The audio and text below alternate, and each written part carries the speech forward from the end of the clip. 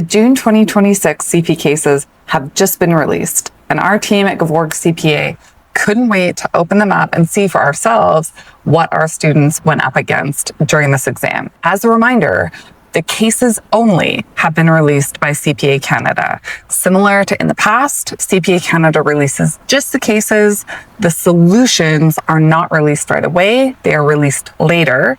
And assuming the CPA Canada release schedule remains the same as we have seen in the past, these solutions are not expected to be released in advance of the September 2026 CFE. Our team at Gevorg CPA has prepared sample solutions, or what we like to call strong answers, to the day 2 and 3 CFE cases. By the time we post this video, those will be available for purchase and will be linked below. We'll talk more about how to use those towards the end of this video. So let's get into it. In this video, we are going to do a deep dive into the June 2026 CFE. What did we think about it? And what do we think that's going to mean for the September 2026 CFE coming in just a few months? At a high level, how do we think this exam fell in terms of difficulty? Okay, day 1 was a tad more challenging, driven by the demands required in this overall recommendation for this case. Day 2, we thought was genuinely challenging, driven by both challenging AOs and messy case facts and data. Day 3, we thought was fair, if anything, slightly on the generous side. And then in terms of the exam itself, we thought the case writing and the complexity was really solid. So we were very impressed with CPA's preparation of these cases. Now, let's dive in day by day to see what we thought about each component. Let's get into our take of the day 1 exams. So the day 1 exam, of course, is a strategic case associated with a capstone 1 case. And for this June, writers either attempted KBC, which is a version 1 exam, or they attempted VTL, which is version 2 exam. So let's look at these one by one. For KBC V1, we thought this was a fair exam. We saw 4 strategic issues and likely 2 other issues. The effort in this exam, in addition to getting through the volume of the strategic issues and other issues, which is always a challenge in any day 1 exam, the effort required came in terms of preparing the overall recommendation itself. Now, in advance of the CFE, our team at GCPA always does our best to make predictions. We take a guess. What do we think is going to show up on the exam? How do we think our students are going to be challenged in this sitting? One key prediction that we made, and we made this in fact for both versions of the exam, KBC and VTL V2, our prediction was that CPA Canada was going to challenge candidates with respect to the overall recommendation. What we've seen in the past is challenging students to consider interrelationship of either constraints, objectives, or the issues themselves. And what we have seen is students getting tripped up, if you will, on perhaps, here are 4 potential strategic issues. Of those 4, one of them is just a bad idea. It's, a negative NPV of just that strategic issue as an example. And then the other 3 strategic issues are viable, but because there's a budget of only $10 million and each strategic issue costs $4 million, they can only choose 2. So we've seen those types of constraints tested in past CFEs, and our expectation was that CPA Canada would expect students to know how to handle those. And we thought CPA Canada was going to push students to think more. And in fact, that is what showed up in these day 1 exams. What is the takeaway from this? Being able to hammer through strategic issues, quickly come up with an overall recommendation, exclude anything that's not feasible or doesn't fit within budget, and then conclude, that's too simple now. What we saw with KBC was a real requirement to sit down and look at the strategic issues and actually think and decide. The numbers and the matching against the obvious constraints would not have been enough in this case, from our review of it, to get you through the overall recommendation successfully.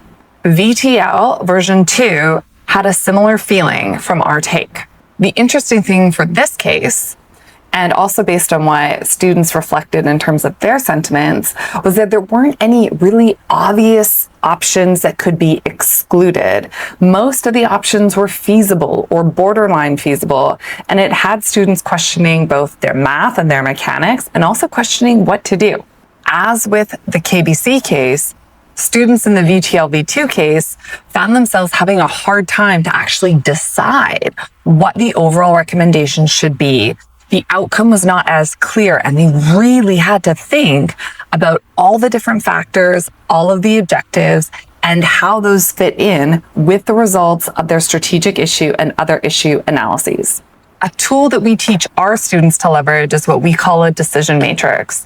And this really helps organize all of the requirements and objectives and constraints into one spot, so that when it comes time to prepare the overall recommendation, there's a bit of a tool that our students can use to come up with that overall recommendation.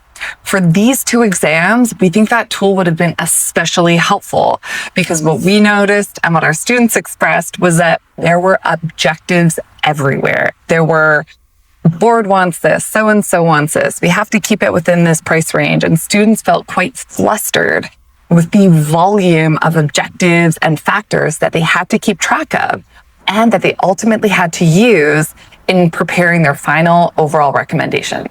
The punchline for day one: you need to make sure your strategic issue quants and analyses are efficient, because you must get to the overall recommendation and give yourself enough time to really think through what the outcome should be. Because we think, based on these two day one exam cases and based on what CPA Canada has said in their Board of Examiner reports, is that they want candidates to think. Your CPAs, your future CPAs.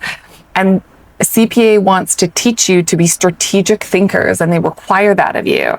And our read of these cases and the past reports is that they're going to continue to require that of you moving forward into future exams.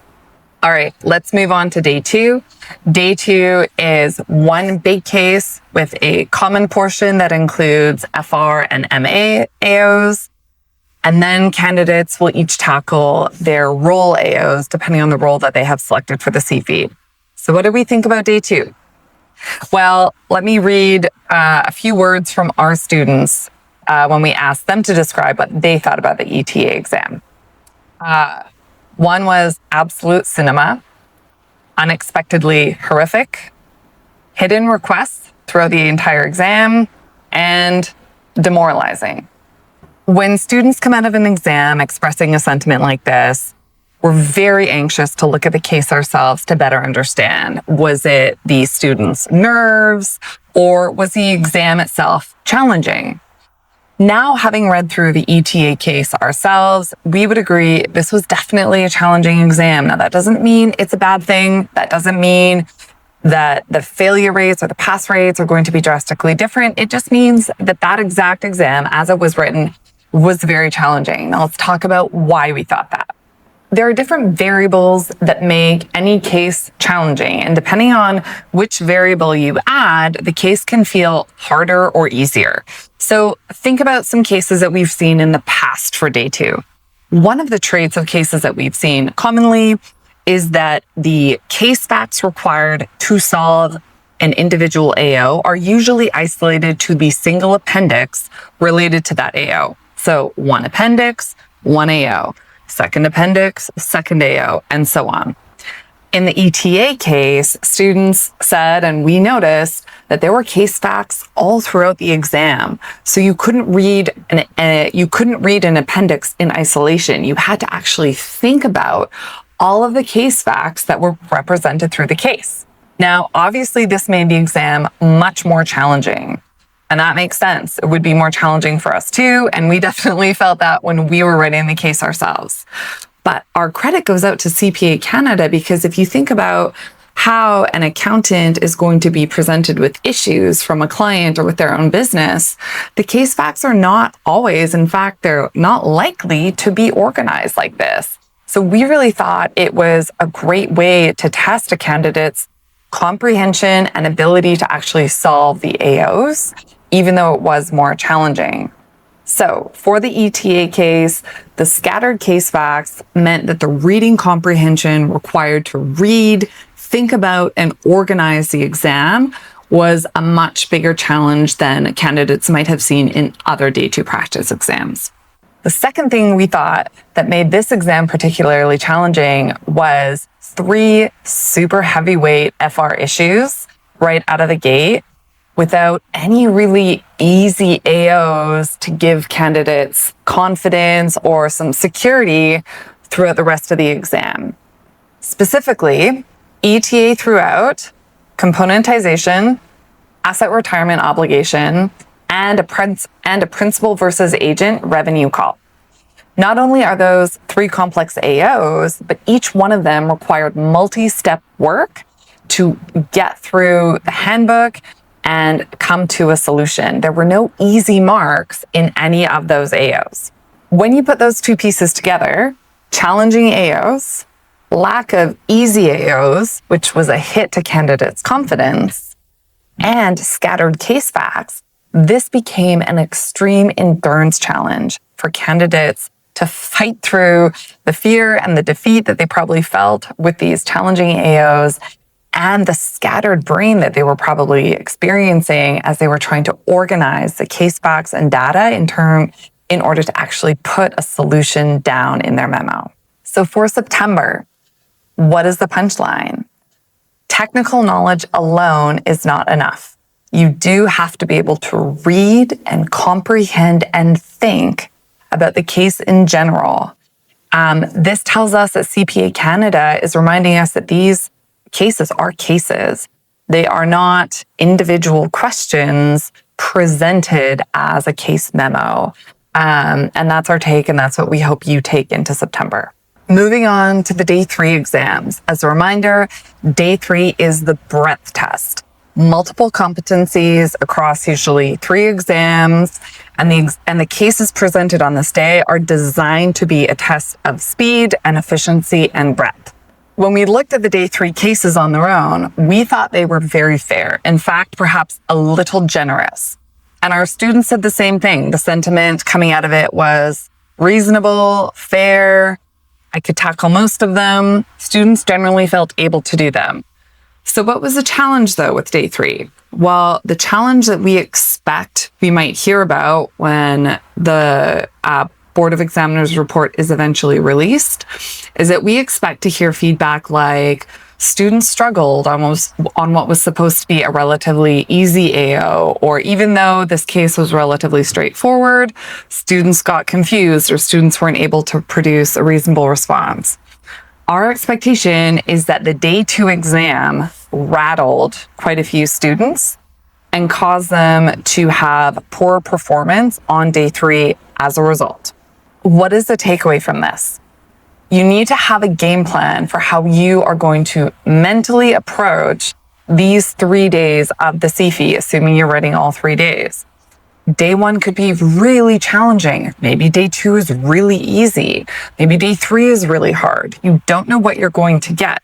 But what we need to understand is that you need to tackle each day on its own, and you need to do your best not to let how a certain day felt impact you on the following day. So looking then again at the June exam, the real danger wasn't necessarily that Day 2 was hard. The danger was that students who had a hard time in Day 2 let that trickle over to their Day 3 confidence and then perform poorly on AOs that were designed to be an easy win for them. Okay, we've talked about the June 2026 exam. We've gone through our thoughts on each day. What does this mean for the September 2026 CFE? Let's look at each day of June and think about what that means for September. Starting with Day 1, our takeaway for the September 2026 CFE is this. Take the overall recommendation seriously. Give yourself time to tackle it, budget it into your schedule accordingly, and make sure you spend time thinking about your case, what might come up, and how you will respond to it. Be prepared to think. Day 2 takeaway. You need to understand the technicals, and you need to take time to understand and truly think about the case. That is what will give you the capacity to absorb and understand the case and appropriately apply it, even if it's unorganized, to the technicals that you understand. Our day 3 takeaway for September: don't underestimate the mental game and the mental strategy with how you approach this exam. Anticipate different experiences on each of the days and try to isolate how you react to those experiences. What can you take away from the day 2 exam and apply to day 3? Figure that out and then let it go and give yourself all of the confidence that you can to go into each day of the CFE independently. Okay, so I said at the start of the video that the GCPA team has prepared strong answers for days 2 and 3 of the June 2026 CFE. What is a strong answer? Well, when students receive the CFE case and then the CFE formal solution, the formal solution is a big academic document. It's great, it's accurate, it's very thorough and very robust. Many students find it challenging to compare their practice cases to that formal solution. We have, for many of the past CFEs, we have what we call strong answers. That is our team's attempt at writing the CFE case as if we were the student taking it ourselves. So the sample solution looks a lot like what a strong writer would have responded to if they were doing the case live. So for the most part, our numbers are pretty perfect, which is not an expectation of all writers, but the format looks like something that you would use. It's relatively point form, it's concise, we use templates, we apply case facts, we write in the way that you are expected to write on the CFE itself. So for the June 2026 cases, we have prepared strong answers for days 2 and days 3. Those are now available for purchase. You can download them at the link below. In terms of day 1 cases and day 1 solutions, those are a little bit different. So in the June 2026 CFE, candidates wrote KBC V1 and VTL V2.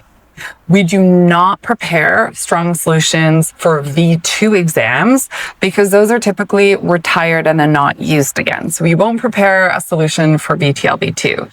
We did prepare a strong solution for VTL V1, which students who wrote VTL V2 used. I do realize I said a lot of acronyms really quickly, but VTL writers will know what I mean.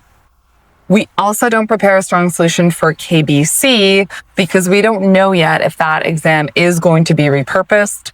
If that capstone 1 case, will be repurposed for a future KBC V2 exam in the September 2027 or September 2028 exams. So if you're a September 2026 writer and you want a strong answer for the case you are writing, we will have that for you. So if you are writing MEI version 2 in September 2026, we have a strong answer available for purchase for the MEI V1 exam. So that is also available below, link to purchase. If you're writing the STC V1, there is not a past CFE case for that yet, but we will have a GCPA version of an STC case. So that's a new day 1 CFE case that you can practice with, in addition to the capstone 1 cases that are available to you. That will be available closer to August once we have that case written. So check that out also in the links below, cases and downloads. Thanks for listening in. That's the end of this video. If you wrote the June 2026 CFE, we'd love to hear what you think. Let us know below. And congrats to all the writers, and we're wishing you all the best on August 21st. See you soon.